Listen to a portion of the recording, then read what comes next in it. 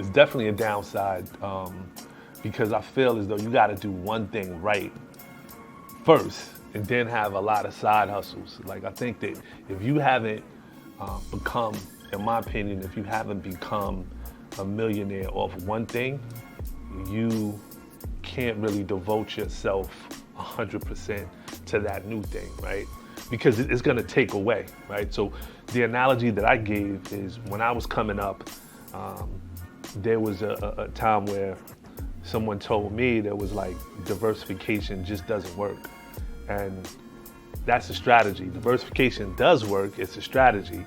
But for some, when you don't have anything and your singular purpose is to accomplish that level of success, whatever it is, right? But if it's singular, I think it's easier to get there. And then once you get there, then you diversify. But while you're on the come up, while you're building, let's say you're 18, 19, 20 years old, I think that you should focus on one thing and try to give it your all.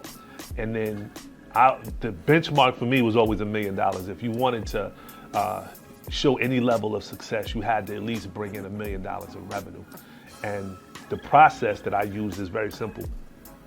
If you have a product or anything like that, if you can sell 20 or 30 products a day and the price point of those products are between $25 and $30, if you can do that, anything that you can bring in that type of revenue, you've created $1 million business. And that's the focus that I've had in everything. For me, it was like 20 or 30 a day. How do we get that in real estate revenue, right? How do we break it down? So I broke down my monthly real estate revenue and broke it down into what I need to be bringing in every single day, right? And then once I was able to accomplish that, I was able to become a millionaire through real estate. I'm able to branch out and do other things, get into other lines. And you hear me say this all the time, that millionaires have multiple streams of income.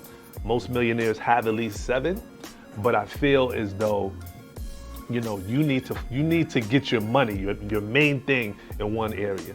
And that could be a job for some people, right? That literally could be a W-2 paycheck. If you have a real job and you're really good at it and you love it, focus on your job, but then have something else that brings in some income for you as well. As an entrepreneur, if you're not a millionaire yet and you're just starting out in your business, focus on your business, make that successful before you start breaking your time up for everything else. Because I really feel that the jack of all trades, the people that have all these hyphens behind their name, they can't do it. Nobody can be good at everything at the same time. It's just something that's very difficult to do. Just by being an entrepreneur is so hard.